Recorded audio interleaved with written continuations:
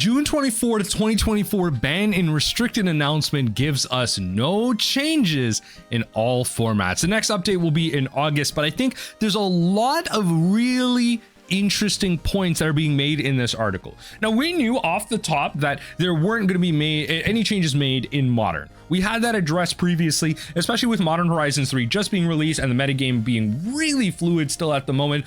There are a lot of players that are coming out on top, like Ruby Storm and the Nadu decks, but there are still a lot of other decks that are still making their way to the top, like Prison Tron and some of the Mardu, Grief, Titan variants. So I think, you know, it's still yet to be seen what's ultimately going to land out as the top 10 decks in Modern, but I think the lack of some changes in other formats is still really interesting to discuss here, and that's what I wanted to read through today. We're not going to read through the whole BNR, just a select few. And of course, if you have your own opinions about what's going on in this BNR, let me know in the comment section down below. And even after the talking points, if you have some things to edit, then, you know, edit your response. Let me know what you think. But of course, leave a like on the video. It helps to push it out onto the algorithm. I'd really appreciate it there. Let's hop right into it. Let's skip Standard. Let's skip Pioneer. These aren't formats that I play, so, you know, if you want to touch base on them, go for it. But what I want to go through, I'm actually just going to change my camera a bit here, maybe bring it up to the top.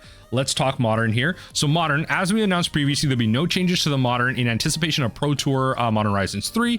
Sizable impact on the format. We're still very early into the new metagame, although Nadu Winged Wisdom has raised some very early concerns. It appears the modern format has proven it has the tools to fight it, which is correct. I think the archetype is, you know, really strong, but there are a lot of opportunities for you to remove, counter, and interact with the deck altogether.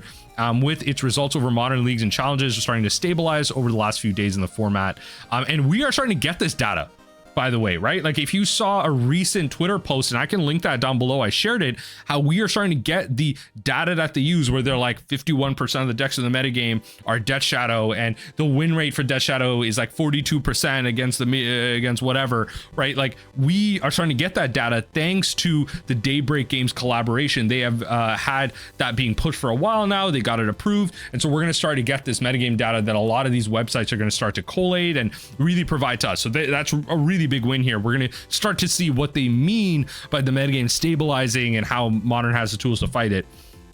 And the rise of spell-based combo and Ruby Storm with Ruby Medallion and Rala Monsoon Mage is a notable addition to the format that fights Nadu by being typically faster.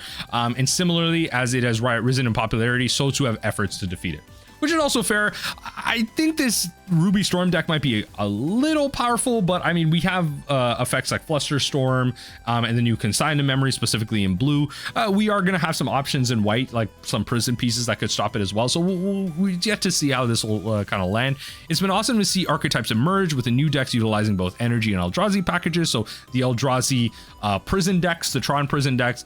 There are some energy decks out there using that red Bolt spell, and some other effects in the Boros decks, as was the aforementioned combo decks and 10 new builds. Eldrazi Tron Mardu midrange with the Johnny Nikatl Pariah and the Sorin House of Markov. This is a card that's really cool. Mono black Necro Dominance, Ghoul Prowess, blah blah blah, are all different decks that we've seen won Magic Online Challenges events since the release of Modern Horizons 3, which is really nice, right? Azorius Control, Bant Nadu, Is It Murktide, Goryo's Vengeance, Ghoul Prowess. Like, this is, generally speaking, of a pretty diverse metagame, which I'm happy about. I think right now the metagame is really diverse, and there's a lot of things that you can explore. If you hop into a game of a League of Modern, you're probably going to be playing very different decks every single game, which I'm really happy about. It's a really great time after a set like this to see the format being explored. Obviously, we have some really broken or powerful things happening in the format, but it's generally a good time to be playing Modern. Once things settle down, if Scam starts to come back out at the top, then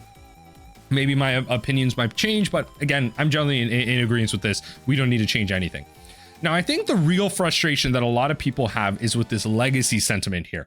A lot of legacy players, a lot of big legacy content creators have also been talking about how legacy has been a very frustrating place with the decks that have come out on top, with the play patterns of Grief, Scam really taking over legacy and providing really frustrating play patterns in terms of what is dealt with. Like, when you think about like Grief hitting you, right? Grief, especially if you reanimate it, is 3 cards to take your opponent's 2 cards, right? At its baseline, it's 2 cards to take your opponent's 1.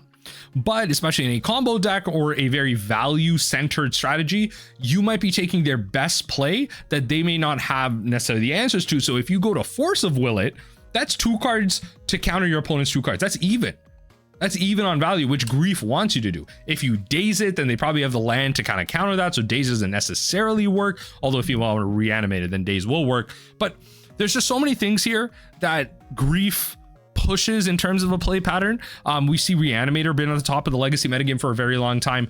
So I think just saying no changes here. You know, we're approaching Legacy in a similar way to Modern right now, with Modern Horizons 3 bringing major changes to the format, and they want to see how it responds after this release. While the community explores Modern Horizons 3, we continue to monitor play rate and win rates of Reanimator, which, you know, they're mentioning.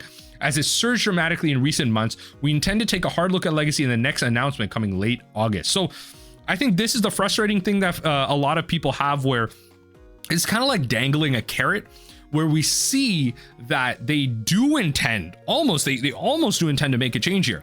They want to take a hard look at Legacy in the next announcement, almost like they will make a change, that they will ban 1 card, 2 cards. It might be Grief. And then therein lies that if they do make that change, why didn't they? 2 things.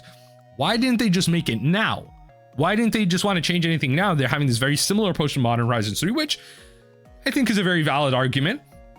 But also, based on what people are saying, if we do agree that Grief is going to be the card that gets banned in in Legacy, why now do we continue to have cards in Modern that are so busted that they need to be banned in Legacy? Ragavan, Grief, that are still active play patterns in Modern that lead to negative feelings in a game, negative games, non-games. Why do we still have these play patterns in Modern? Modern is a good place right now, but that's as the format is being explored. If we end up in a Modern metagame where Grief is still at the top, I will always scream to the moon. I don't care if Mill is the 2nd most played deck in the format. If Grief is still at the top of the Modern metagame after everything settles, we have a problem. That card has fundamentally been a problem in every format it has been legal in. Forget Commander, they have bigger fish to fry. In constructed formats, Grief has been a continuous problem. It leads to terrible play patterns, and I don't think this card should be legal in any format. Clearly, it was a mistake. Fury was probably a mistake as well, but when it comes to banning, we probably should have just banned Grief first. We honestly probably should have just banned Grief first. So, oh well. That is my kind of big takeaway from this BNR, and I'm happy that they kind of address it here, but that is where we're going to see those play patterns kind of play out. Another interesting part about this article that I thought was really funny was in Timeless, where they're like, so let's read this through here. Another format that I like playing because it's got fetches. I'm a bit of a elitist like that. But if Historic picked up some new toys from Modern Horizons 3, Timeless got the whole toy box dumped on it.